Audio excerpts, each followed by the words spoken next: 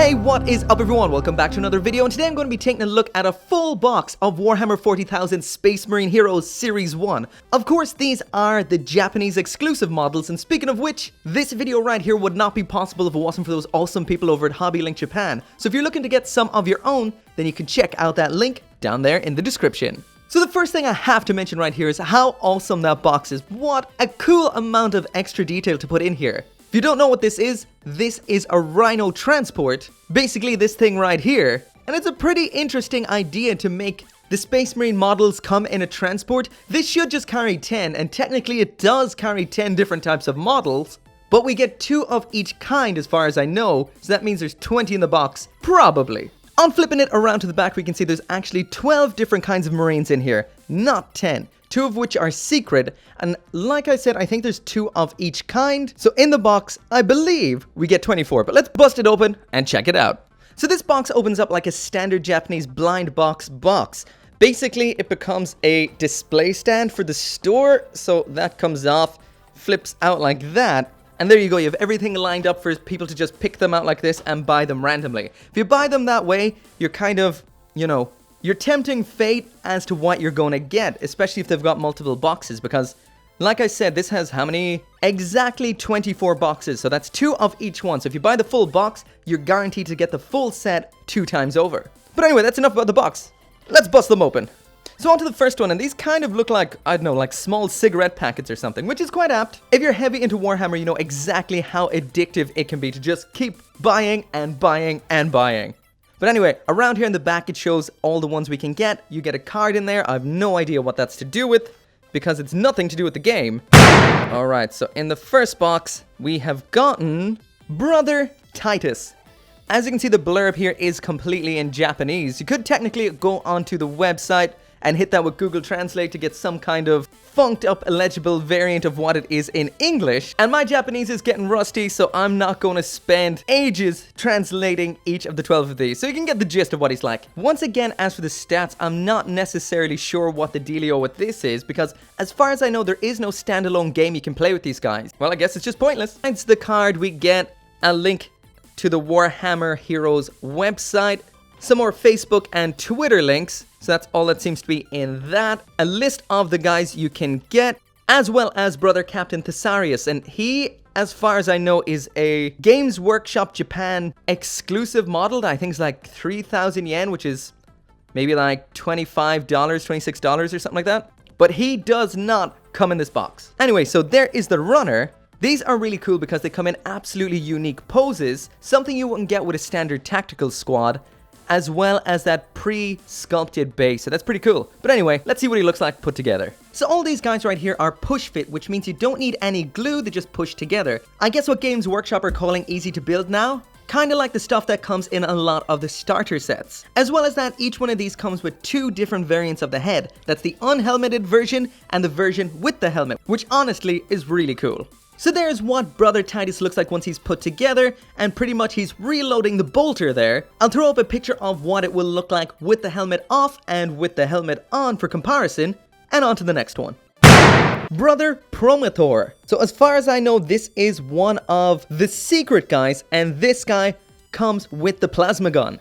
So there's what Brother Promotora looks like once he's put together, and this is a pretty standard looking tactical marine right here. The most unique aspect here definitely has to be the base. We've got a Tyranid head, what looks to be some kind of spent cartridge, and a lot of diamond plate metal and a little pipe, looking pretty cool. The unhelmeted head has that standard special weapons rebreather kind of thing, and the helmeted head is one of those ones with the lens section up on the top right. On to the next one. Brother Torre. And according to the box, this is the other secret one. So there is the portrait around on the back, and as you can see, he's got himself a heavy bolter. So before putting him together, there is the base. He's standing in what looks like cracked arid dirt, a bunch of spent cartridges, and we've got a skull on there as well. So finally, there is Brother Torre complete.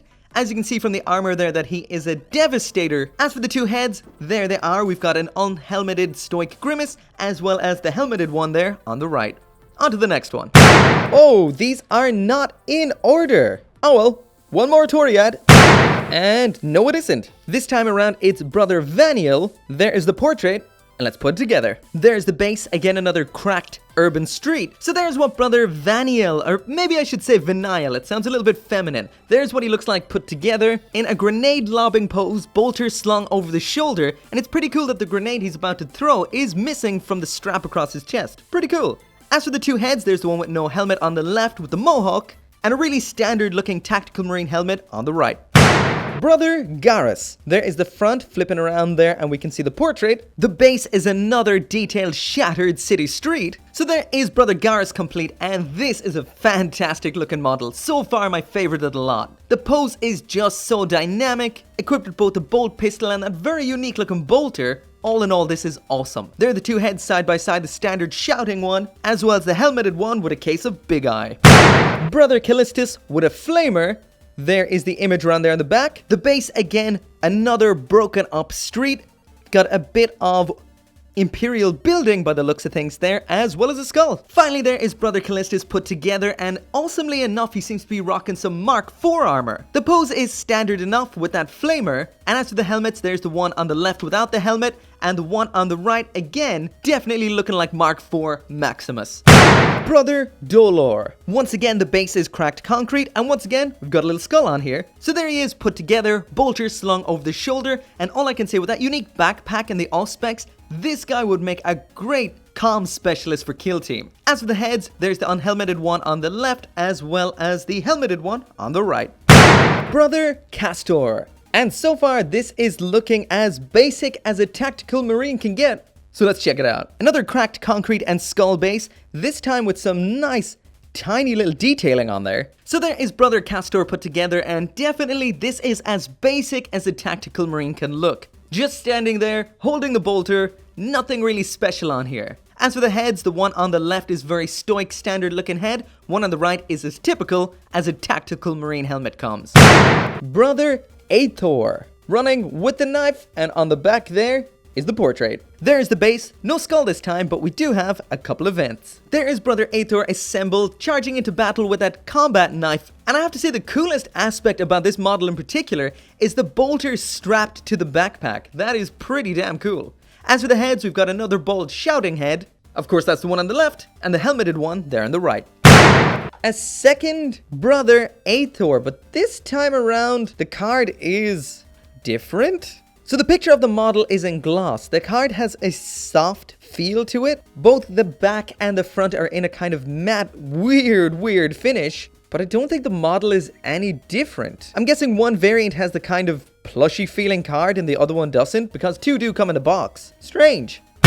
It is Brother Remus, another Devastator with a missile launcher. There is the portrait, and let's put them together. Whoa. What do you know, another base with cracked concrete and a skull. Again, awesome though. So there's Brother Remus put together, and definitely stands out from the crowd in this crouching pose. As you can see, once again, like I said, it is a Devastator with a missile launcher, and the missile is mid-launch. As for the heads, there is the one without the helmet on the left, and the one with the helmet, once again, as usual, on the right.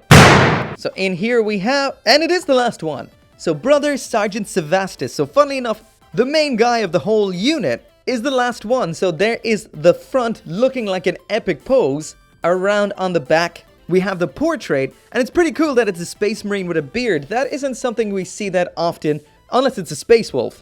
But anyway, let's put it together. So there's the final base, again cracked, urban, with some vents. There he is put together, and all I can say is this is one epic little sergeant model. That's an extremely detailed base, equipped with a grav pistol, chainsword, and all in all, the general detail on the model is pretty cool. As for the heads, there's the unhelmeted one on the left with a beard, which is quite unique. And the one there on the right is a pretty standard looking tactical squad helmet. But anyway, that's them all.